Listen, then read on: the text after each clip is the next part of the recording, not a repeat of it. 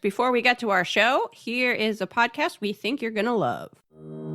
Are you looking for a new adventure? Did you ever want to visit the city where all your nightmares reside? Well, you're in luck. Join us, your tour guides, Christine and Jen, to visit Nopeville, where you will be personally escorted on an all-inclusive trip through the city and see all possibilities of terror and fright. You'll see all sorts of things on your tours, including, but definitely not limited to, the paranormal, true crime, the supernatural, and more. If you're into all that and enjoy a little dark humor, book your tour today and nope right along with us. Check us out on our website at nopevillepodcast.com to see where you can listen to Nopeville today.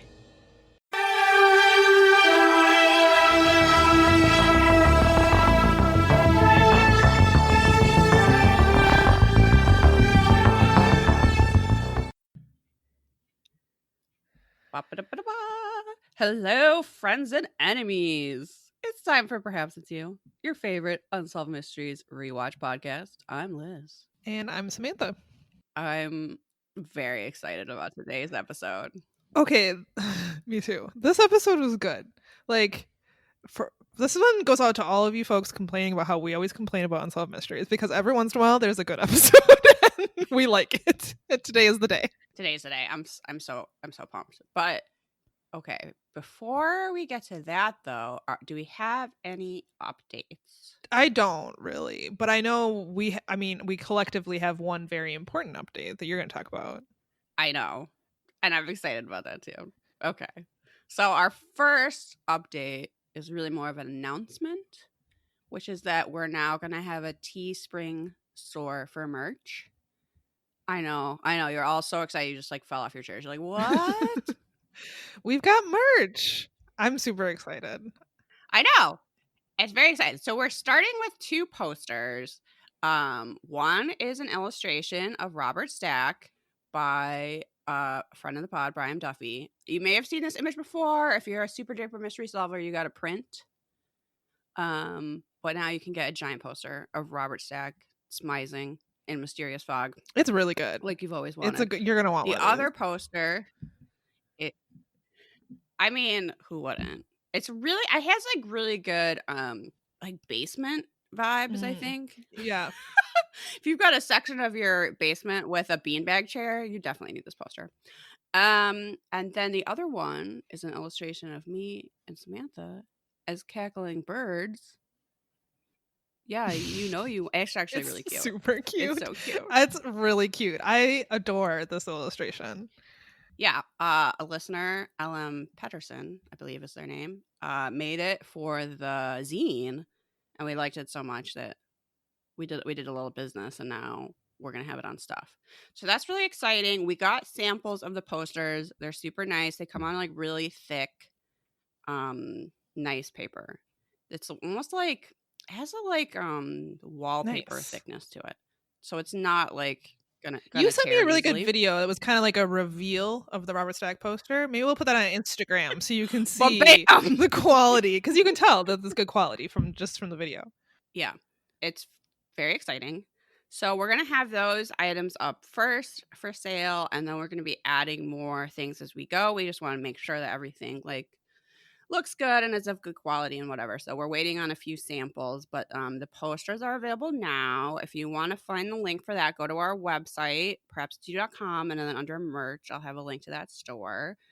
We wanted to start doing this for a few reasons. One is that even though I love having stuff locally made, like we've done with the tote bags, and I hope we're going to continue to do stuff like that, but it is hard for everybody that wants it to get it. So that's one issue. The other issue is that there is currently a pandemic. And I wanted to do posters, but also I don't want to go to the post office every single time because I can't just drop a poster tube in the mailbox. I would have to go to the post office every single time, and that just doesn't feel really safe right now. And then the other thing is I think this is going to be a much more affordable shipping option for people who don't live in the United States. And I know that can be kind of an issue when you're like, oh, I'll pay just as much for the shipping as I did for the item. That's really fun. So this is print on demand. So I think it's going to be, and it's, it's for a big company. So I think it'll be a little bit more of an affordable shipping option. And we're going to try to have t-shirts and mugs and other stuff available by the time it gets to like holiday shopping time. Because of course, I mean, who wouldn't want a Cackling Has to Stop mug in their stocking? Oh, I think you're gonna want one. They're really like, it looks really cute on a mug. It looks really cute on a shirt. We just are getting some samples so we know that, like, I don't know, we don't want to sell you like crap Right, yeah. that is going to be poor quality, which I don't think it will be, but it's good for us to just like get a feel for it. So we're gonna roll these out and we'll update you as more items become available. But I know like people have been requesting merch for a long time, and I think this is gonna be good. I think people will I think, you know, people are gonna really like it. Yeah, and there's kind of a limit of how much we can do, just the two of us. So I think this will help us have some like other merch options without me trying to keep hundreds of mugs somewhere in my home. That's not really, yeah, that's not a super great option right now. Okay, so to celebrate that, since we are really excited, we're gonna do a giveaway of the Robert Stack poster. It's gonna be on Instagram, so I'll start it the day that this episode comes out, and you'll have a week to enter, and it's just a like, you know, comment, follow, whatever thing. There'll be the rules on there. So that's just gonna be through Instagram. And because I know not everybody has, you know, money to spend on cool Robert Stack posters right now. So if that's your situation, hopefully you can win one and you can still have all the glory. It's so good. I'm so excited. It's really exciting. It feels, you know, we're big time now. We've got like a little merch store. Yeah. It's so official. It's like things people did like immediately, and we were just like, I don't know. Like, it's taken us years. But our other thing is we have a third Facebook group. That's how legit we are. We have another we have to announce Facebook this spin-off group, which is for books. So wait, let me make sure I get the whole name right here. I think perhaps it's you that wants to see the book I'm reading right you're now, right. or something Perhaps like it's you that wants to see what book I'm reading. So that's the other spin-off group, and it's just for what people are reading or books that we've talked about on the podcast, or just books. Just book love. So if that is of interest to you, if you have not quit Facebook quite yet, be sure to join. Go over there and join. I really want to hear what books people have lined up for spooky season. I've got a few reserved at the library, but there's a few weeks before I'm going to get them, and so I'm kind of in between books right now, and I kind of want something spooky. So people should let me know, you know, what you're reading. I want your spooky TBRs. Go over and join our group. Great idea. Okay. I feel like I can't wait any longer to talk about this episode. Let's jump right in. I'm excited. This is a really good episode. This is season 5, episode 23. And you can find this on YouTube, ad-free. I think if you watch it on Amazon, you have to sit through a bunch of ads. It's on that Pluto thing. I don't know. It's out there. You can find it if you want it. Okay. So I get the first mystery, which is classified as an unexplained death, which, I mean, it's the death of a lot of people. It's kind of a weird way to. I guess they didn't have another category for this, but a category for air disaster, but it's considered an unexplained death. So this is about the 101st Airborne Unit of the Army and the crash that happened on December 12th, 1985. So this resulted in the death of 248 soldiers who were all killed instantly in this crane crash. It was at the time the single worst fatality in U.S. military history. I did not look it up to see if that is still the case, but so this was officially ruled an accident due to ice on the wings of the aircraft. But many of the victims' families and some key investigators disagree. So the story of this flight is that it left Cairo, Egypt on a chartered plane. The final destination was in Kentucky, and it stopped for refueling in Gander, Newfoundland, Canada, and crashed less than an hour after takeoff, killing literally everyone on board. So right after the crash, the U.S. consulate in Algeria was called by Islamic jihadi terrorists that claimed credit for the disaster. However, the U.S. military quickly discounted terrorist involvement, saying that it was due to ice. 4 of the investigators of the crash, however, dissented, saying that there was a small explosion on the plane. Now, they weren't saying it was necessarily terrorism, like that could be an equipment thing, but they were saying there was an explosion. It wasn't just ice. Everybody else said it was ice. So they were saying there was an explosion. We just don't know whether or not that was like purposely orchestrated or not. One of the things pointed to as evidence that there was an explosion was that the aircraft was completely destroyed and there were no large parts left. So, according to someone that we hear from, in a crash that would be from ice or some sort of like takeoff failure, usually the crash would still have like large parts of the airplane. Like there would be the tail or in some wings and whatever. But in this case, everything was exploded and burned. Also, there were no survivors, which is also not what you would expect if it had been from ice. And we're also told that it's unlikely the fuel tank exploded because it had just been filled up. So there wasn't room in the tank. There wasn't oxygen left in the tank for an explosion. So we learned a little bit more about the takeoff. We learned that the passengers had to wait 8 hours for a larger plane to arrive in Cairo. And despite this, much of their luggage was left on the tarmac to make room for some large wooden crates. So the speculation is that maybe one of these crates could have contained a bomb. We hear from an eyewitness from the crash site named Harvey Day. He was a rescue worker, and I'm not entirely sure what he was doing there. It seemed like he was just wandering around asking questions.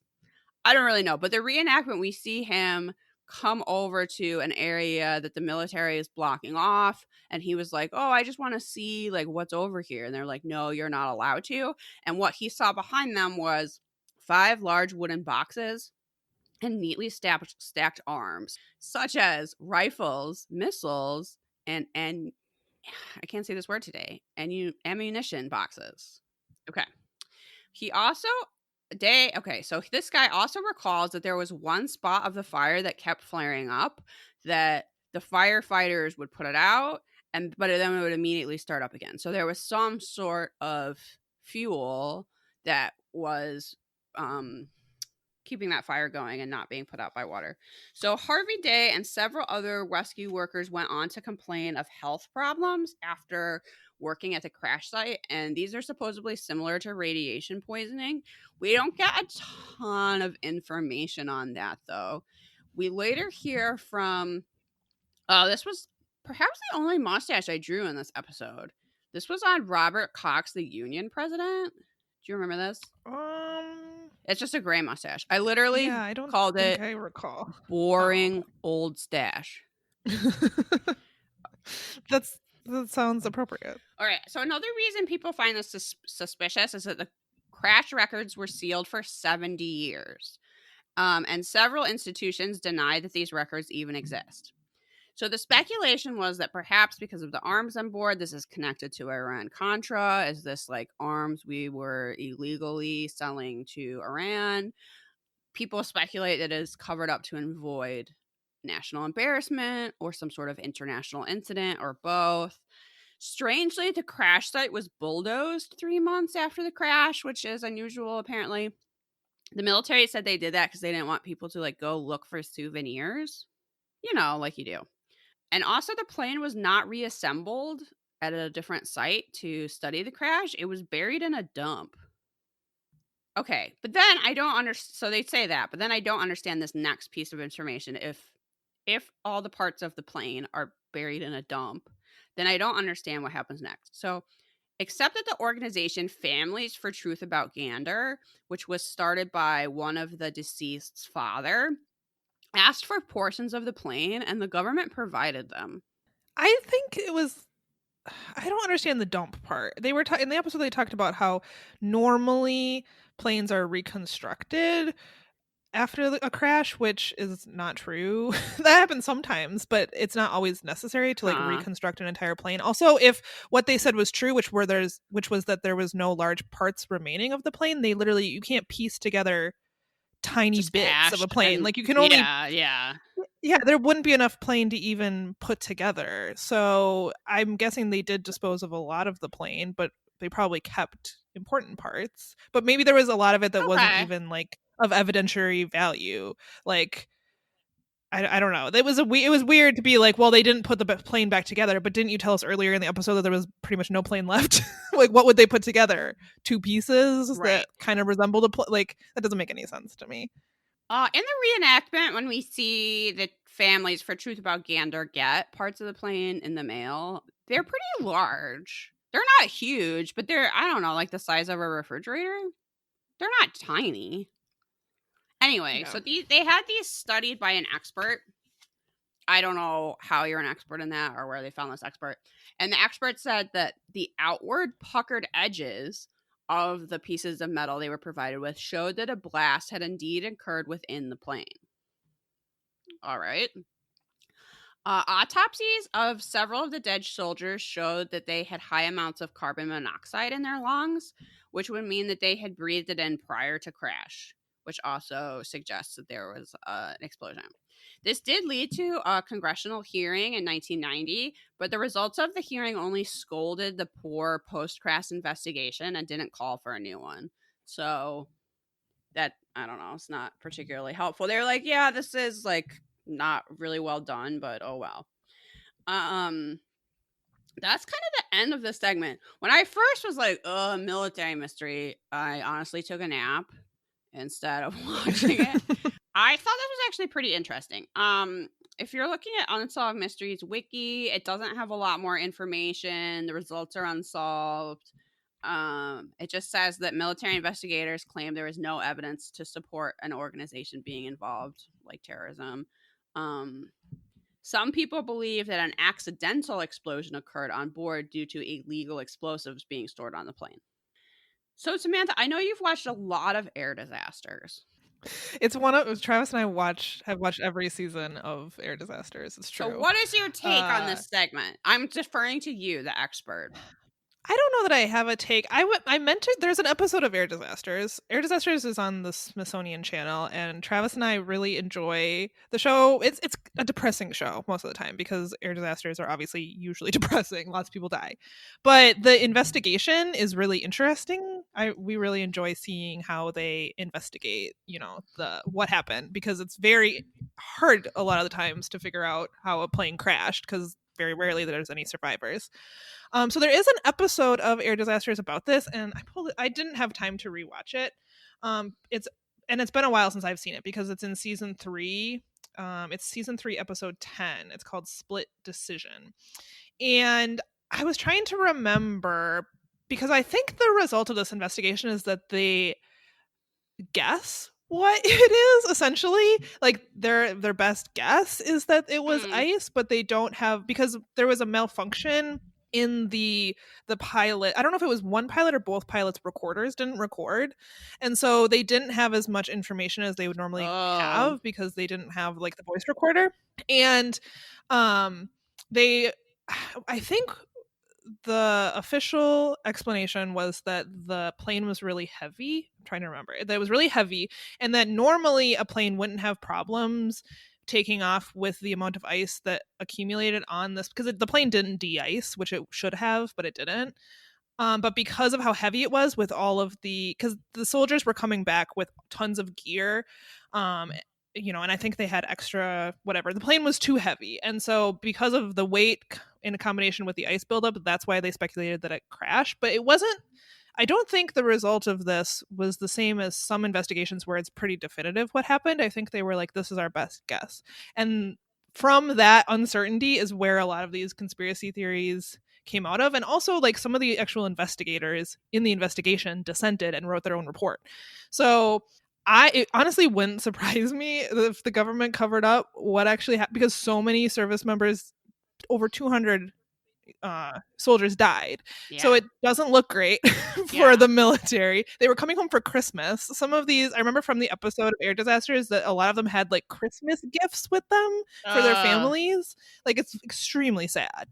So this was basically a plane full of soldiers that crashed, probably from pilot negligence, if it was an explosion or something on the part of the military, or if it was just that they didn't de-ice. Either way, it looks really bad. So it honestly wouldn't surprise me if if they covered up something.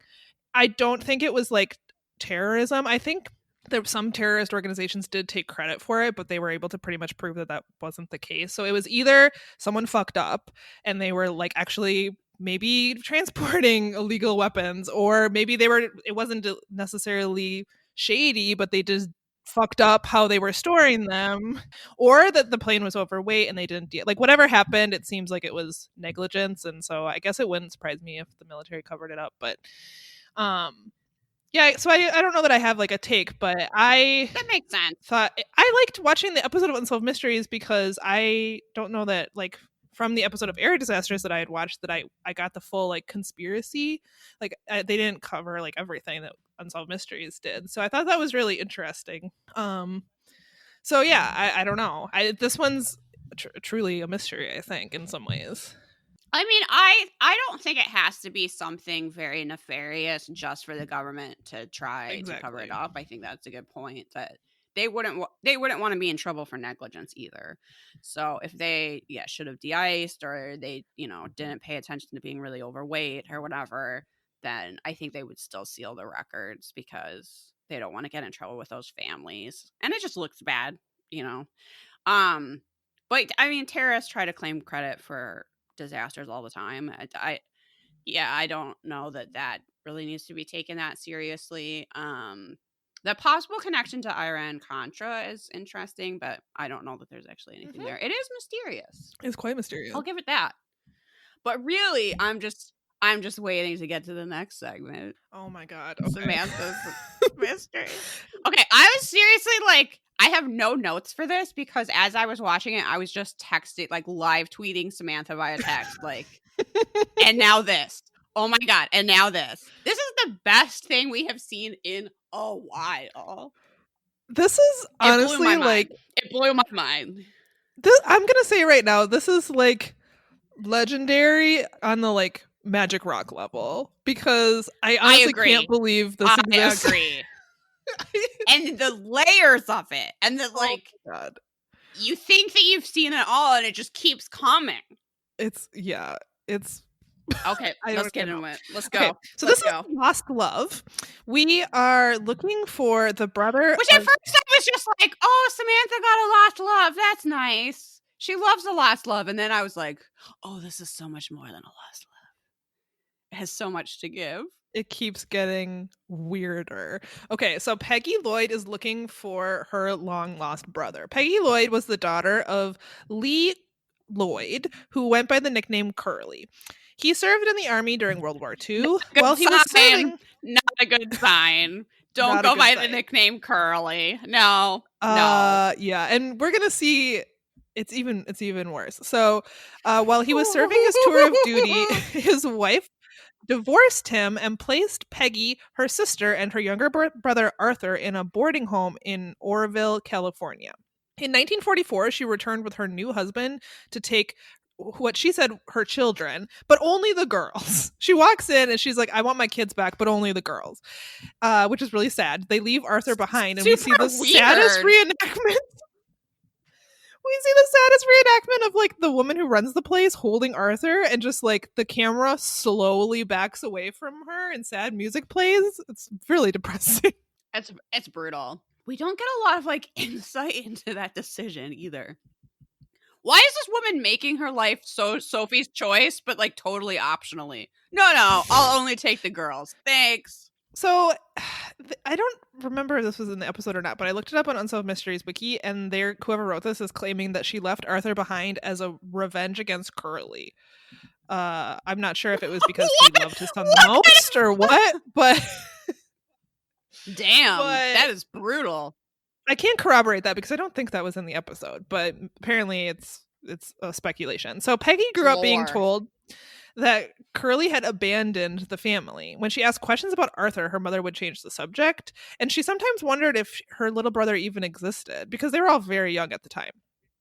So she searched hard for any trace of him, but then in the summer of 1948, she was looking through boxes in the attic when she stumbled upon a photo of a little boy. This attic honestly looks like I want to like spend a couple hours up there just like pulling treasures out. It's like full to the brim. More than a couple. Let me in. It looks like an estate sale, but it just in someone's attic. Anyway, so she finds this photo of a little boy and confronts her mother. It seems like she's still really young at this point. It was very brave of her to like go up to her mom and be like, I found proof that I have a little brother. You need to explain yourself. Hey, Mom, you're a lying bitch, and this photo proves it. So at the age of 9, Peggy was sent to live in a foster home. At 17, she married and had 4 daughters. Oh, that's so many children. It's a lot of kids to have really young. In 1983, she decided to present her mother with a picture-filled genealogical chart. So she's been doing some work on this. And at this point, she decides, look, we're both adults now. My mom, like, I'm gonna make my mom take me seriously. Like, I'm not a little kid anymore. And it seems like her mom did. She was interested in seeing it, but when she brought up Arthur and Curly, her mom was like very hesitant, but she did finally tell her that Curly's birthplace was Lindsay, Oklahoma. So I don't know why her mom is so fucking cagey about this. Like, I don't know why she couldn't just like tell her daughter what happened, and we don't really ever get the story either. If she hates Curly so much that she's willing to abandon her son, like, damn. And I feel like when we learn more about Curly, I almost get it. We're going to learn a very specific detail about Curly that, maybe, maybe she was not completely in the wrong. So it'll all make sense.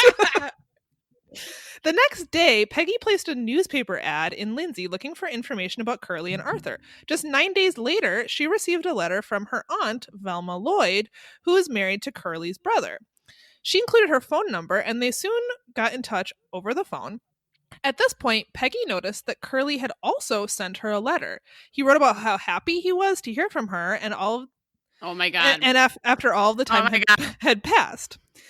At this point, Peggy finally learned where Curly has been all these years.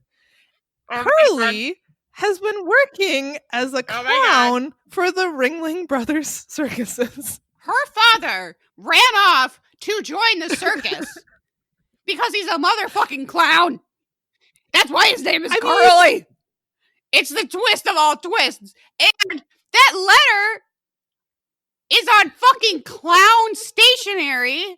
Not only is this guy a clown, writing on clown stationery because his whole life is clowning, he somehow lives on a street devoted to clowning?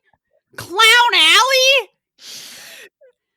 I'm guessing he lives in some sort of like circus town, because otherwise I cannot explain that name. But can you imagine getting a letter from your long lost dad that's like, hello, dearest daughter. I have a deep, dark confession. Am I a serial killer? No, it's worse. I'm not sure he treated it like a deep, dark confession. I would have he was proud of his clown career. He has like clown photos all over his house. He should have, because I would have taken that letter and I would have burned it. And I would have called my mother and I would be like, I understand now.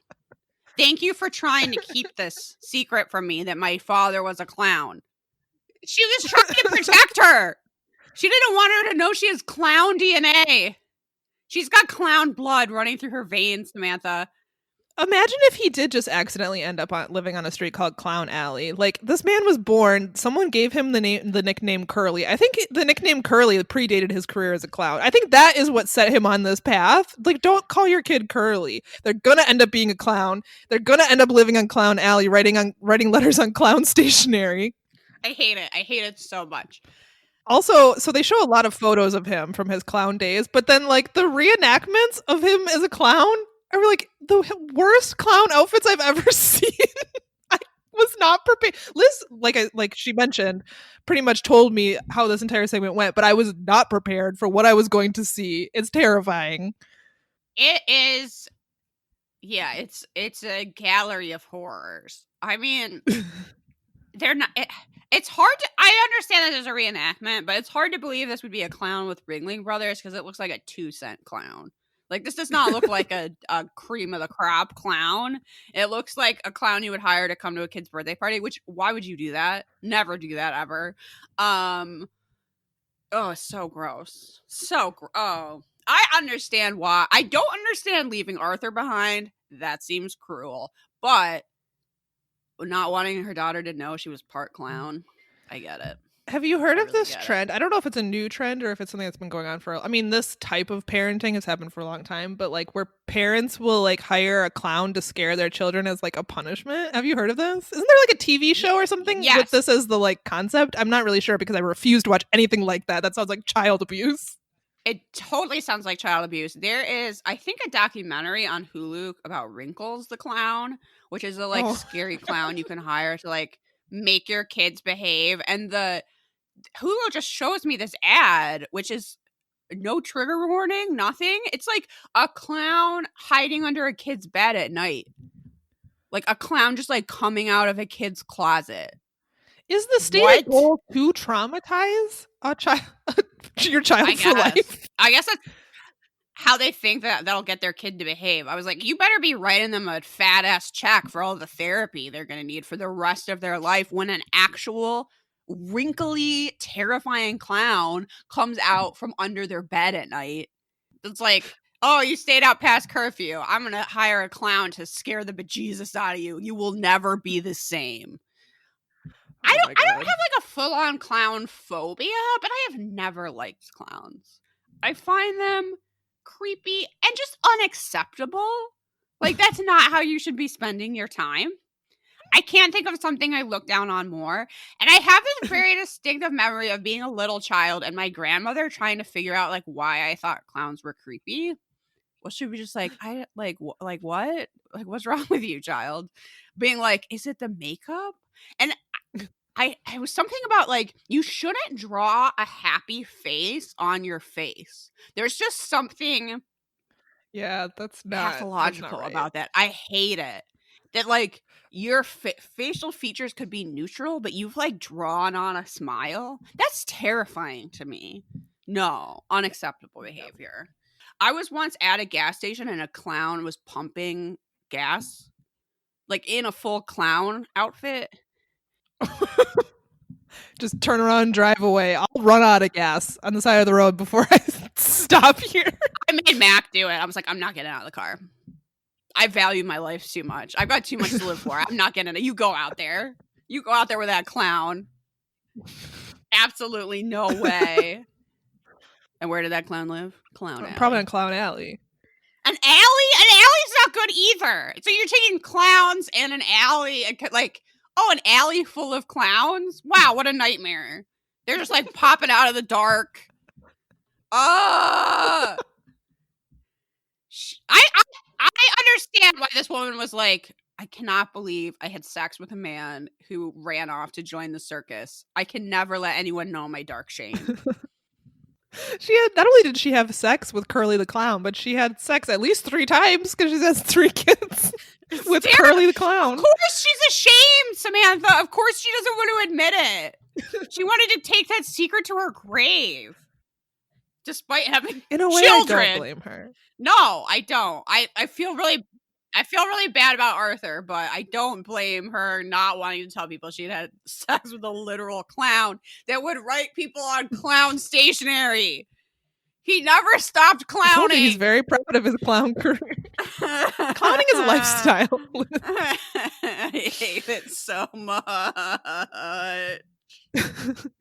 So Peggy learned that Curly was a circus clown. He had been working for Ringling Brothers and other circuses. I feel like the photos we get of him that kind of look like a low rent clown maybe were from his time with other circuses. I think Ringling Bros were like, that was like the peak of his clown career. He wasn't always with like the circus. I think he was with like, I don't know, he was probably at like county fairs and stuff. In 1955, I'm sorry, he actually performed just 5 miles from where she was living in Southern California. In 1984, she was finally reunited with him and his family on his side. This was on her 43rd birthday. At the reunion, Peggy finally learned what happened to Arthur, which is that what happened to Arthur shortly after their separation. So for 4 years, he actually traveled with the circus with Curly, watching him perform. And we get like a lot of photos of little baby Arthur, like hanging out in like empty lion cages and like The walking worst- hand in hand with his dad No. dressed as a clown. No. Worst childhood I've ever heard. No. Mm-mm. He's like a little clown. He's Traveling like being, with the circus with your dad. like being raised into clowndom. No, that's child abuse. Well, it didn't last. It only lasted 4 years.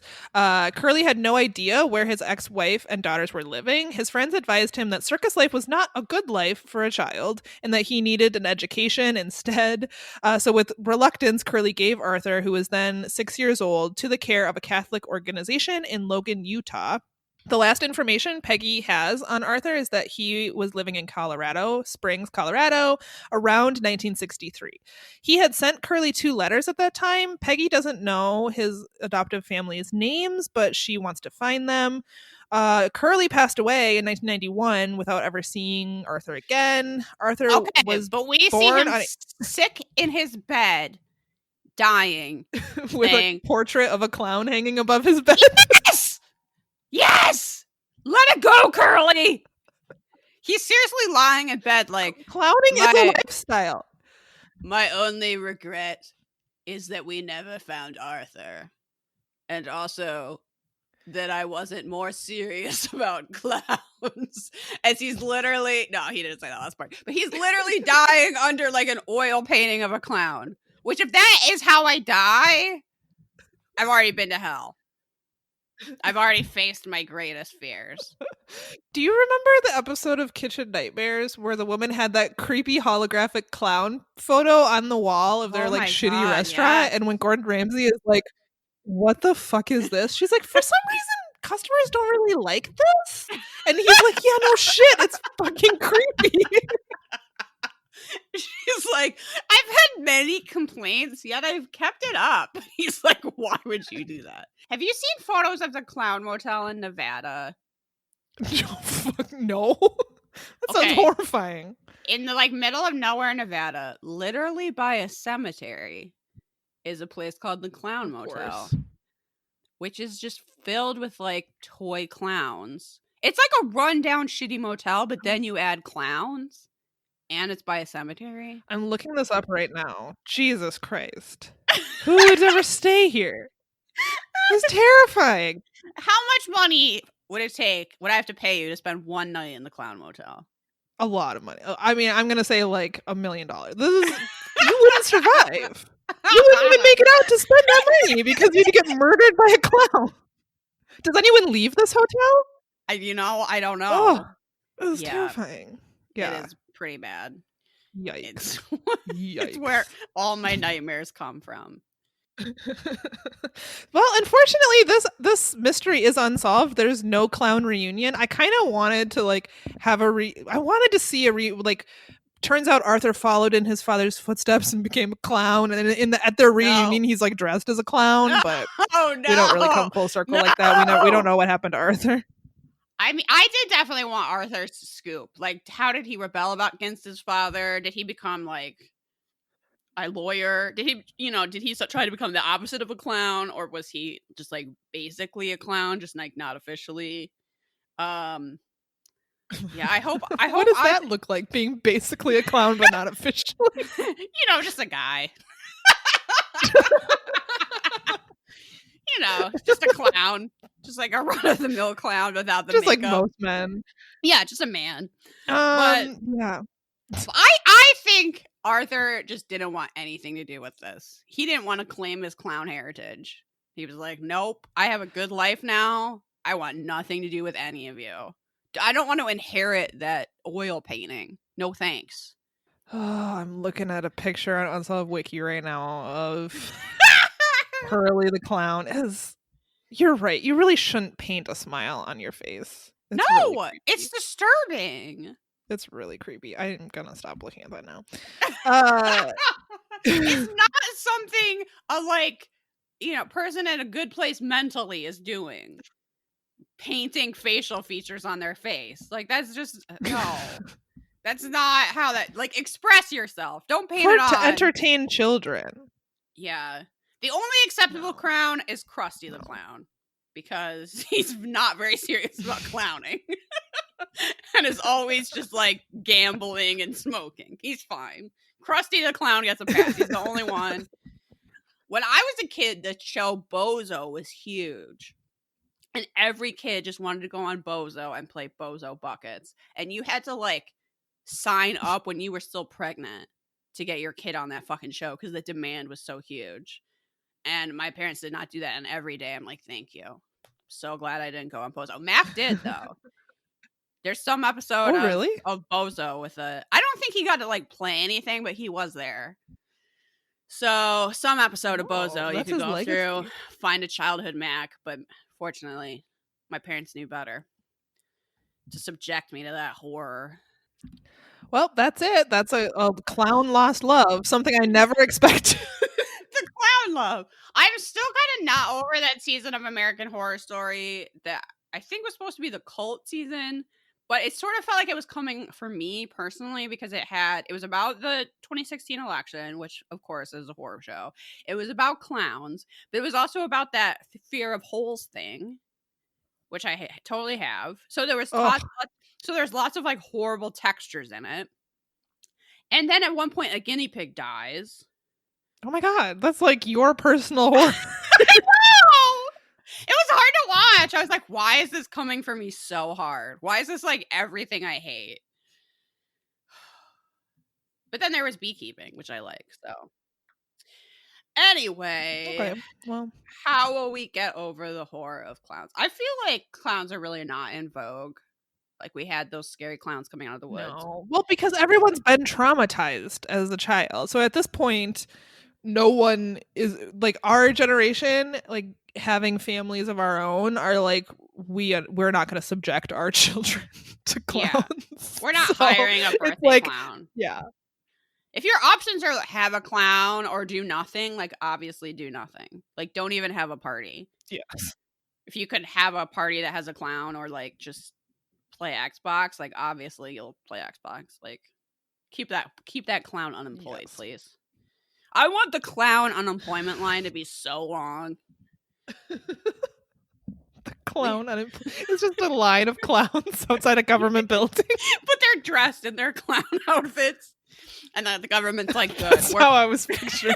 And they're like, good, I'm glad you didn't work again. Here's your check. Okay.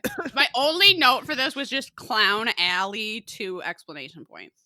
But I remember it all because it's burned into my brain for all eternity. Okay.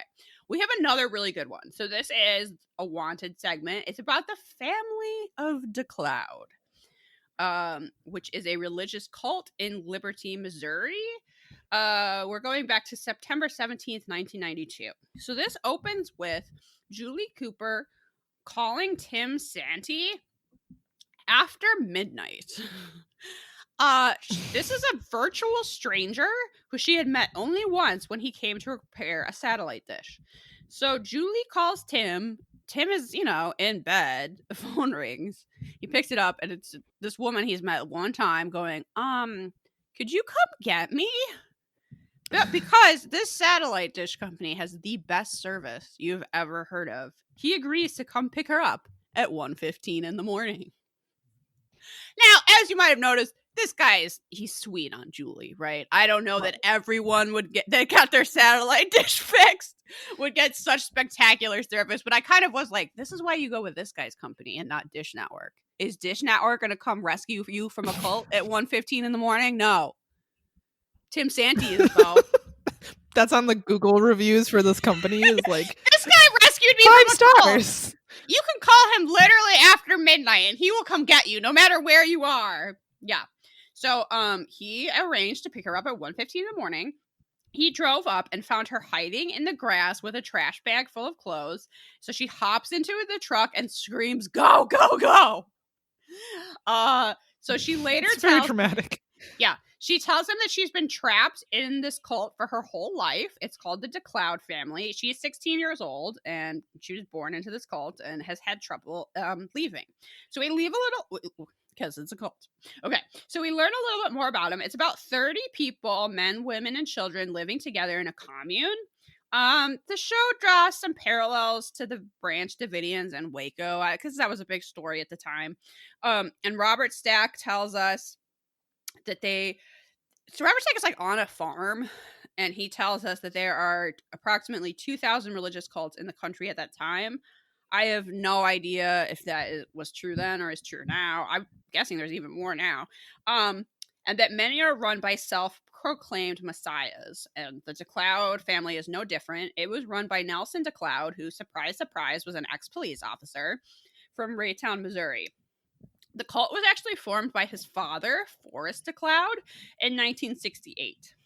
But he died in 1988, and after taking over, Nelson moved everyone to a farm in Liberty and also had his followers change their last name to DeCloud, like they were the fucking Ramones or something.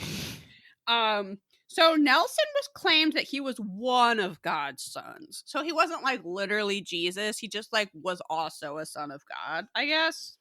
Now, this is when things start to get dark. We learned that when Julie was 10, DeCloud forced her to watch him have sex with a member of the cult. She didn't want to have sex with him, being a 10-year-old and also him being a gross old cult leader man. So he left her in a field for 8 hours. This is horrible. And the reenactment is literally just like her in a nightgown shivering in a field, and she's like, when will you come back for me? And he's like, God will tell me when to come back. I was like, I'm pretty sure God would tell you to do none of this ever. God would tell you to go into a cave and never come out. Okay. So because she wouldn't have sex with him, she was just like left in a field for 8 hours. And then her mom was like publicly humiliated because her daughter was disobeying him.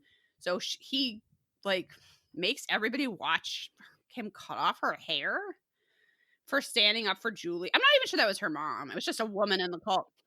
So this woman like stood up for Julie and was probably like, a literal child does not want to have sex with you. Stop it. So he humiliated her in front of everyone. This made Julie feel so bad that she, quote, stopped fighting off DeCloud. Super gross. So of course Julie had tried to run away, but when she did that, the DeClouds organized a search party to find, and they're like, you get this reenactment of them like literally pulling her into a truck while she's screaming. She was then brought back to the farm, forced to disrobe, burn all her clothes and shoes, and then was severely beaten. After that incident, she was always with DeCloud or being watched by someone else because they didn't want her to try to escape again. In 1992, this is when she's 16, Julie was tasked with finding someone to fix the satellite dish. So which Mac just thought was really funny that this guy was like on this farm, living in a commune, trying to get back to nature. But he was like, but I do need Comedy Central. So let's make sure we get that satellite dish installed. I'm not going without cable just to lead you people to my weird version of Christ. So Julie was in charge of finding someone to fix the satellite dish, which meant she ended up talking to Tim on the phone several times before he arrived, but she hadn't told him like what was going on or there was a cult or anything. So he shows up and is like, okay, this is kind of weird. Like, what's going on at this farm? But then he's like introduced to Nelson, and they're like, and here's our, I don't know, father or whatever they call him, Nelson DeCloud. And Tim's like, yeah, whatever. Like, why do I care? And Julie is super impressed that he treats him like a normal person and doesn't show him like reverence level of respect. Because Julie's been here literally her whole life. Like, she doesn't have any other frame of reference. So Tim had asked her to go out on a date, but she knew that she couldn't go because, she lived in a cult. So she said that she couldn't go for a year. So like hold him off, which it's just kind of adorable. But then she ends up calling him and asking to get picked up. So and I guess like maybe part of the phone call, she was like, I could go on that date right now. Like 1 a.m. Hey, you still want that date? Well, he was sweet on her. I think it's all very cute. So we hear from Julie in the present of Unsolved Mysteries talking about how she hopes that DeCloud is found because she's worried about her mom and also that her mom might have been punished for her escape. So we see Tim like take her home to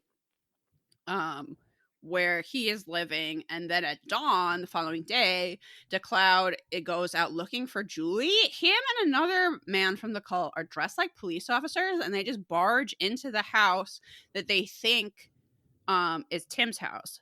But really, twist, it's Ted's house, his brother, and apparently they live side by side. Tim and So Ted they're live actually next in this door. guy's Ted's house.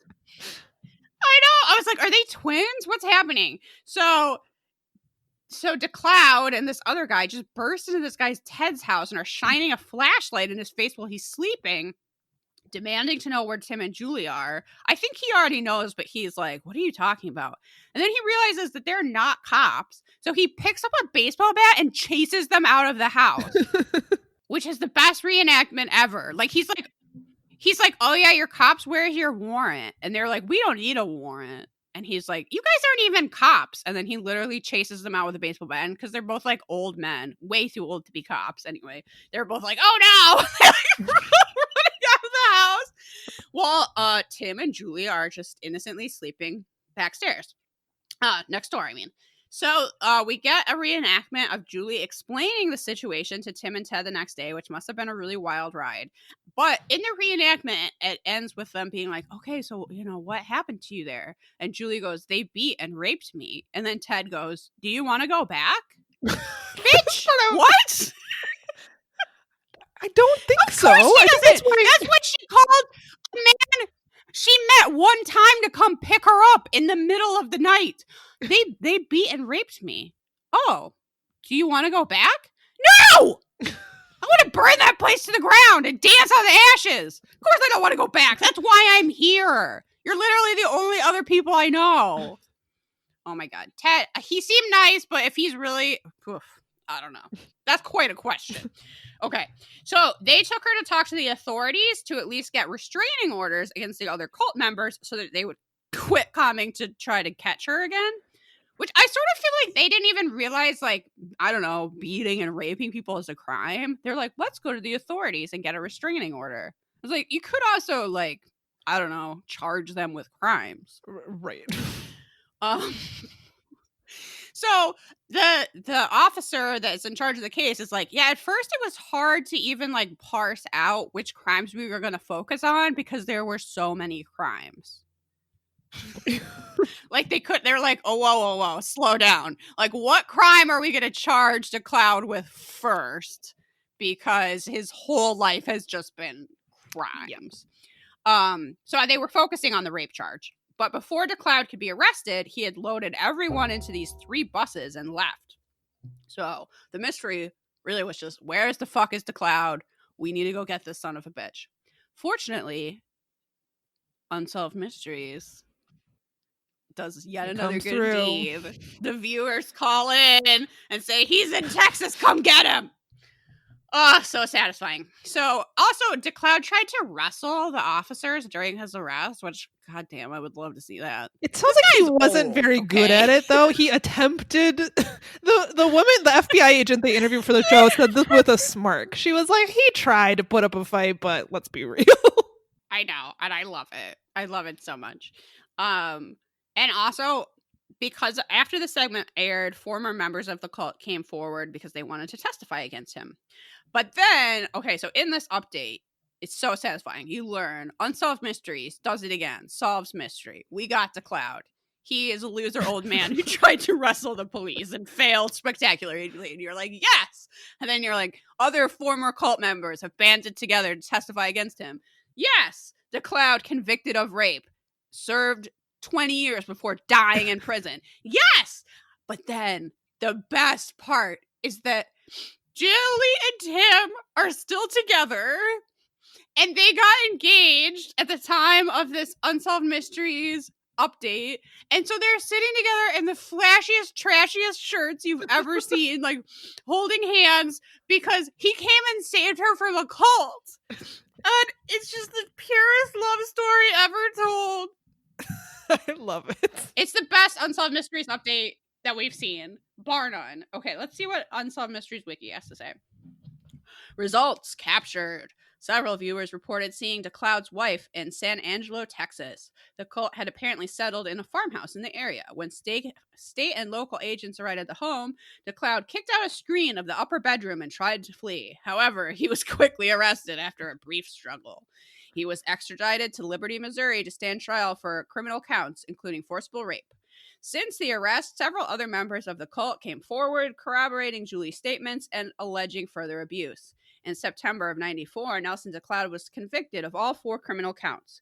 The presiding judge at the trial followed the jury's recommendation and subsequently sentenced DeCloud to 220 years in prison. DeCloud refused to appeal his case. He later died from natural causes on April 4th, 2014, in his prison cell. Good. I don't have any notes if Julie and Tim are still together, so I get to just believe that they are and that it's a romance for the ages. I mean, this segment is really dark, but it has the happiest ending that it could possibly have given the circumstances. It's so satisfying. Like, you see Julie, she's escaped this horrible life where literally she didn't know anything else. Like, her whole education, her whole world experience had been this very tiny, insular, abusive cult. But you see that she left and could think for herself and got her own freedom and went on to make this life with Tim, and it's so good. I'm a little bit sad I wasn't invited to their wedding. I mean, I realized that would have been a while ago, but I would have got them such a good gift. Okay, so we do get a sort of unnecessary, the only last thing in this episode is a sort of unnecessary update, which is about, I can't remember her name, I'm sorry, but about the girl who was looking for her best friend who treated her well even though she had polio. And we get to see a little bit more of their reunion when they redo this, including, you may recall from that segment that both of them, we got a lot of like juicy middle school gossip. Oh yeah. In that segment. Like, oh, this girl dated David and then she also dated David. And it's like, we were like, why do we need to know any of this? Well, that kid they both dated called in. So they got to talk to him on the phone, and very creepily, he's like, oh, it's the 2 girls who taught me how to kiss. Okay, David. Did David grow to be a clown? He was calling in from Clown Alley. This is what I mean when I just say, like, not a professional clown, just a clown. That would be him. Gross. David, gross. Yes, we have to rate this episode. All right. Okay. Mysteriousness. Pretty mysterious, mostly due to the crash plane. We know where the cult is, but we don't know where Arthur is. We don't know if he just was like, I don't want anything to do with this clown life, or if something terrible happened to him, or I don't know. He's a spy now. Like, who knows? It could be anything. So pretty mysterious. So yeah, thumbs up. Reenactments. This one's hard because some of those reenactments have clowns. So how do you rate that? I feel like it's just a biohazard symbol. It's not a thumbs up. It's not a thumbs down. It's like toxic waste. Proceed with caution. You're going to see some poor clown costumes in the reenactment. I kind of loved the cult reenactment, so I like flirty satellite installation. Yeah, I put butt clowns. So yeah, proceed with caution. Absolutely. Fashion? What some of those are clown fashions. Yeah. So, another proceed with caution. Again. I don't know how else. Some of those fashions are the fashions of a clown. No. No. Hard pass on clown fashion. Yeah. I do think Robert Stack might get a thumbs up though, because he's in quite a few different locales. They're all very like atmospheric with the blue light and the fog. It's pretty good stack, I think. I would say so. For the air disaster segment, he's standing in like a giant, maybe an airplane hangar, maybe just a big warehouse, but he has a photo of literally every person that died in that disaster, like propped up in that warehouse. So you can just see like the magnitude of how many people 248 people really is. So yeah, thumbs up. Plus you get spooky wood stack. Plus I think Robert Stack had to hear someone say that they were talking to the 2 girls that taught him how to kiss. So And he sort of insinuates that all farms are cults, which, I'm going to tell you right now, not all farms are cults, okay? Like, some farms just are farms. Robert Stack's wrong about that. He wouldn't know. He's living a very, like, plush life on his 5 gold yachts, but some people just, like, have chickens. So thumbs up for Robert Stack. Overall, I mean, on our Robert Stack scale of 0 to 5, I'm dying to know what you're gonna give this one. This is the best episode we have seen in It's a true. minute. Like, this is Magic Rock level. The only thing that could have made it better is if we had gotten a 4th mystery and not an update. But then that update had some more juicy gossip for us. So I'm going to say 4.5. Yeah. I don't know that it's a 5, but it's close. I mean, is anything else going to cause me not to take any notes because I'm too busy texting Samantha on Clown Stationery from Clown Alley? Like, it's really a gem. It's really a jewel in the desert. It sure is. It sure is. I loved this episode. Worth watching, for sure. Despite the fact that I had to see a bunch of clowns. I mean, that's how good it is. Yeah. Yeah, it was a good episode. I wish they could all be this good. Sadly, no. I kind of wish this was the last episode of the season, so we would be ending on a really high note, because there's no way. We've got one more episode this season, and there's no way it's going to compare to this. It's not going to be able to top this. Unless someone finds out that both of their parents were secret clowns or something. It's like, I was put up for adoption. I'm looking for my biological parents. Oh, my biological parents are both clowns, and they conceived me in a clown car? No thanks. The only way it could top it. Oh, what a nightmare. Oh. Mom and Dad, if you were ever a clown, please don't tell me. I'm slightly concerned because my mom went to Illinois State, which did have a circus, and she lived in the circus dorm. Oh, was your mom secretly a clown? Is this a dark family secret? Or did she just want to live around people who would randomly breathe fire? Well, I mean, or let that secret stay buried, Mom. I don't need to know. I don't want to know. Yeah, I think you're probably better off. Okay.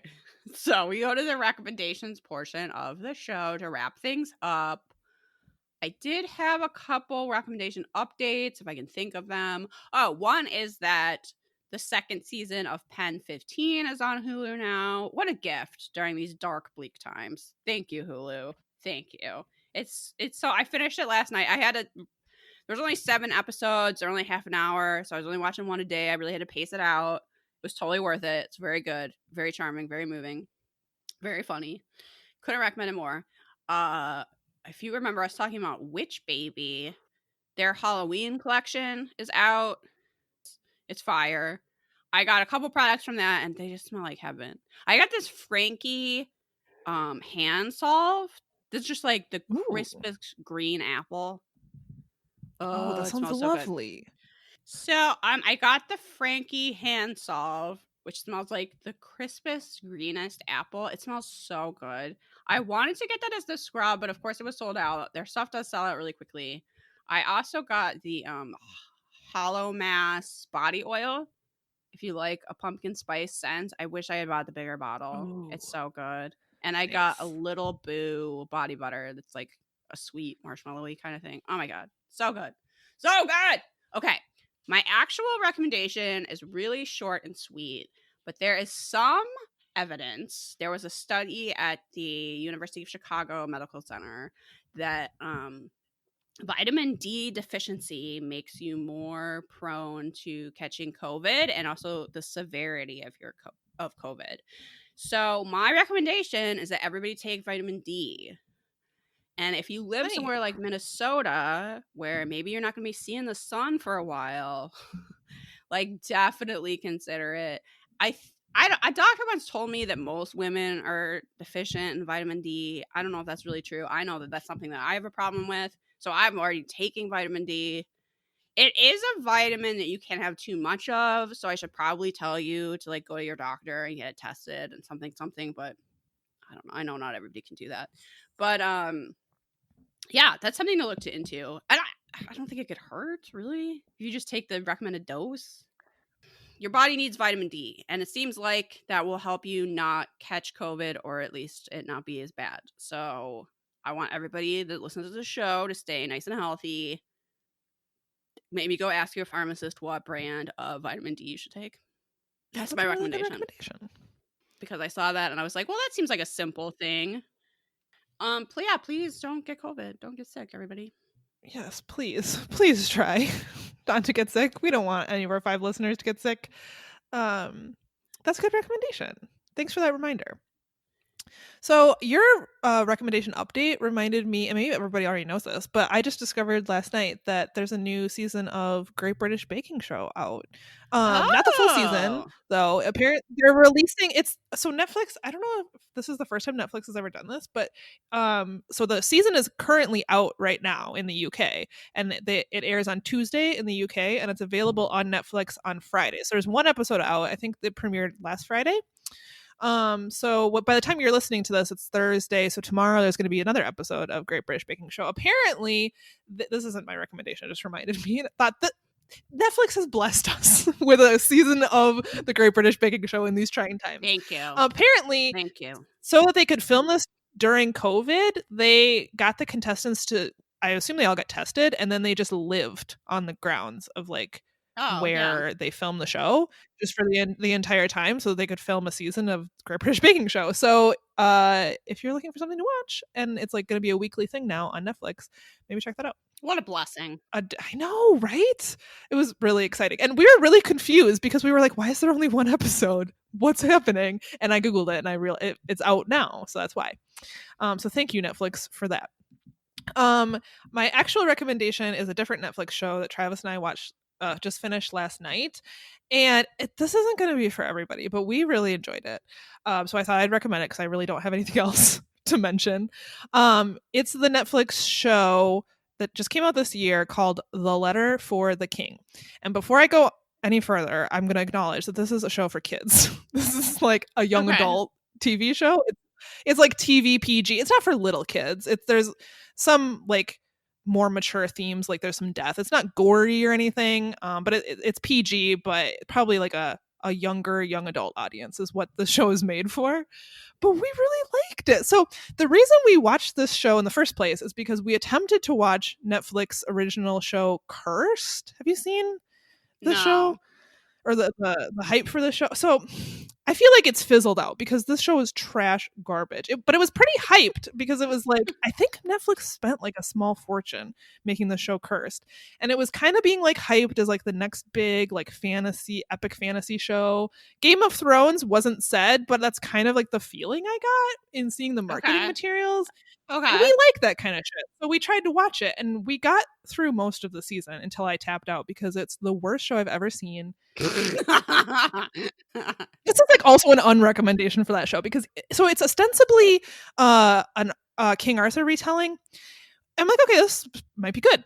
No, every episode introduces new plots and new characters that are never explained. The main character is supposed to be cursed, but honestly, we watched almost the whole season. I still couldn't really even tell you why or how or what has to do with the plot or really what the plot even is. It's so bad. The acting is terrible and it's just like so confusing because the whole time you're like, we're 6 episodes into this thing. I still don't even know what's happening.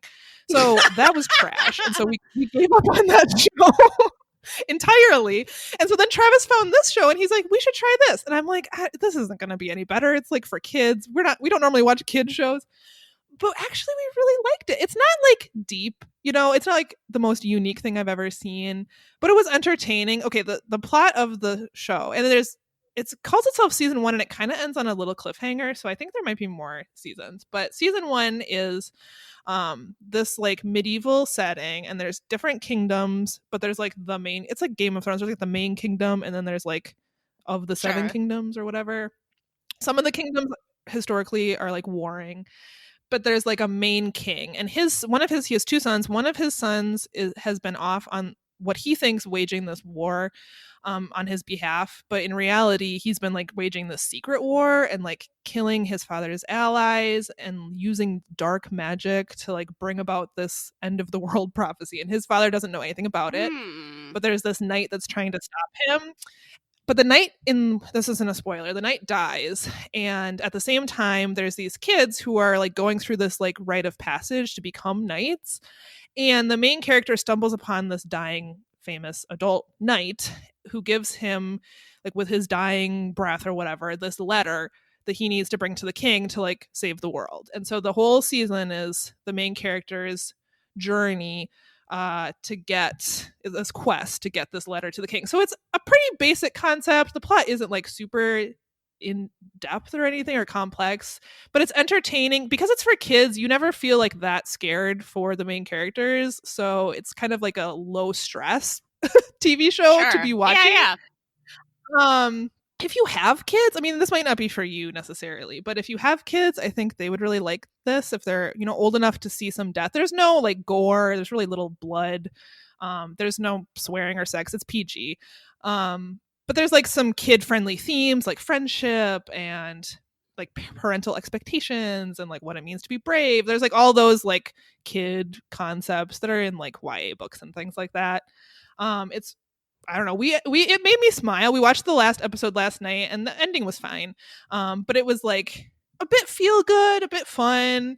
I don't know. We liked it. I think if a second season comes out, and who knows if it will or not. I don't know how popular the show was. But if a second season comes out, I think we'll probably watch it because we were entertained by it. And I just kind of couldn't believe that the show, like that was clearly much more low budget for kids, was like so much better than that other show Netflix put out, where I'm like, what are you doing with this show, Netflix? Just throwing everything in the kitchen sink in here?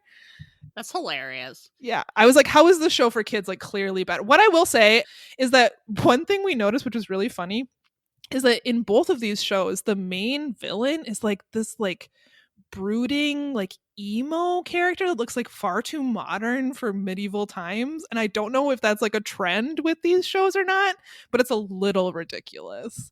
So you might laugh at like the main villain who doesn't seem that villainous, but whatever. Don't you know that the real villain is My Chemical Romance? That's This the guy real villain. literally looks like he could be the front man for My Chemical Romance. I'm not kidding. And the whole time we were watching this show, almost every episode I mentioned it, and Travis was like, I get it. He's emo. I don't know what to tell you. Samantha, that's one joke. So that's a little silly, but I'm kind of into it. We still liked it. Yeah, that's nice. Yeah, we liked it. Don't watch Cursed. Watch The Letter for the King. And if, like I said, if you have kids, I think they'd like it. It seems like a good palate cleanser. Sometimes the weight of the world. I'm Yeah, really trying to do less doom scrolling, and it's hard.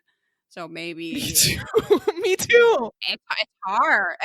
I'll just like catch myself like, Liz, you're not gonna find something that makes you feel better. You're only gonna find shit that makes you feel worse. So maybe a little PG entertainment is what we all need. That and the Great British Baking Show, but you're only gonna get one episode a week, so you gotta find something else. Nice. It gives you something to look forward to, like old we TV could days. use that for sure.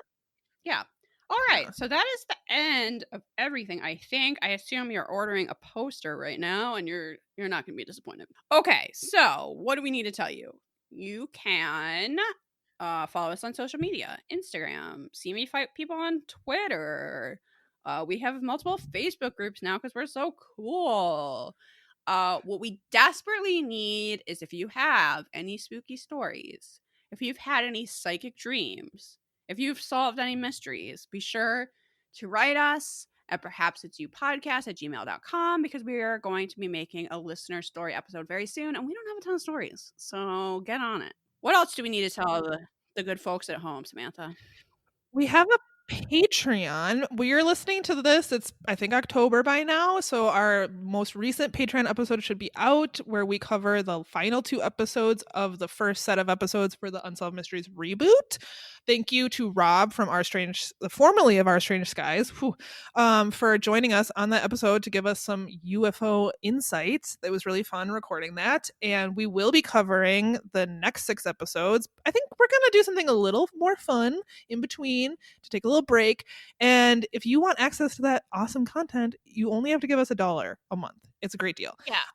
And that is patreon.com/ I think perhaps it's spelled wrong, so just search for it, I guess. On Patreon, you'll find us. Or you can find it on our website. Yeah, you can look at it. Look us up on the website. You'll see our Patreon. It's a great deal, and there's a lot of extra content on there. So check it out. And then the last note is that you should definitely give us a 5-star review. We only accept 5-star reviews. So you could do that through Apple Podcasts or Podcast Addict or even Facebook. I don't know. Tell your friends to listen to this great show. If we have any new listeners, because we have been doing underwriting on Radio K, I just want to say hi because it was so exciting to hear about us on the radio. So I hope someone from that tuned in. And hello to you, Radio K listener. Hi, welcome to the 5. Welcome. You're one of the 5 listeners now. We welcome you. I think that's pretty much it. If you have not watched this episode yet, I mean, you know what you're doing today. You've got to watch it. You've got to see those clown looks. You've got to see it. You really need to see it. And stay away from Clown Alley. Jesus Christ. Don't go there if your life depends on it. Yeah. Poof. Okay. Keep barking, everyone. Bye.